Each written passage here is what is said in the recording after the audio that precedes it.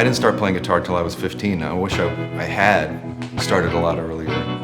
The first thing I played was a little bit of piano, and then I got a bass guitar when I was maybe 13, but I quickly figured out I couldn't really write on that, and I wanted to write, you know? So the next thing I did was get an electric guitar.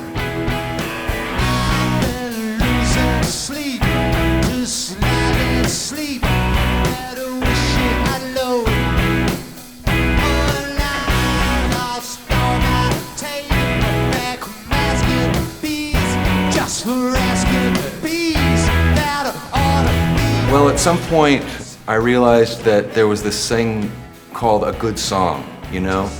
My dad said to me something like, you know, the thing I like about Bob Dylan is he just has such sturdy, great songs. And I said, oh, so there's this thing called a quality of songs, okay.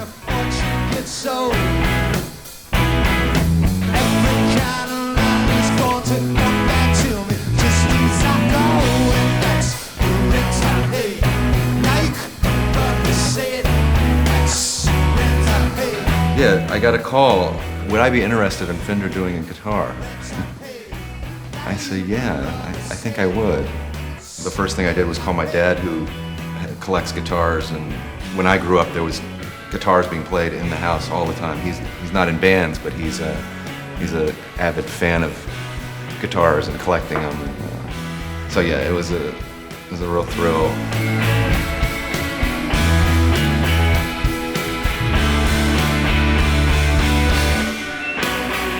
Honestly, I'd never thought about how I would make my own guitar before.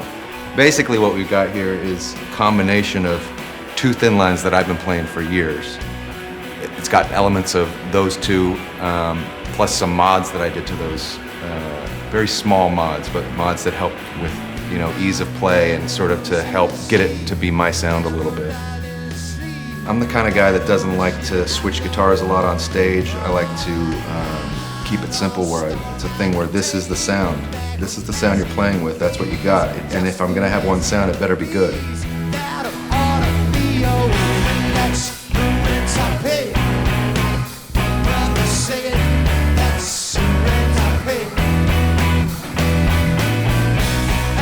A lot of what I do is just is rhythmic.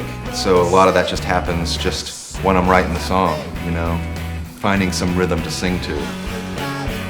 I've always felt the pressure to deliver. I mean, I feel like that's what you gotta do. If you're gonna be putting out records, you gotta prove yourself every time. You're only as good as the last record. You gotta constantly be evolving, you gotta be constantly pushing yourself, or else what are you doing this for?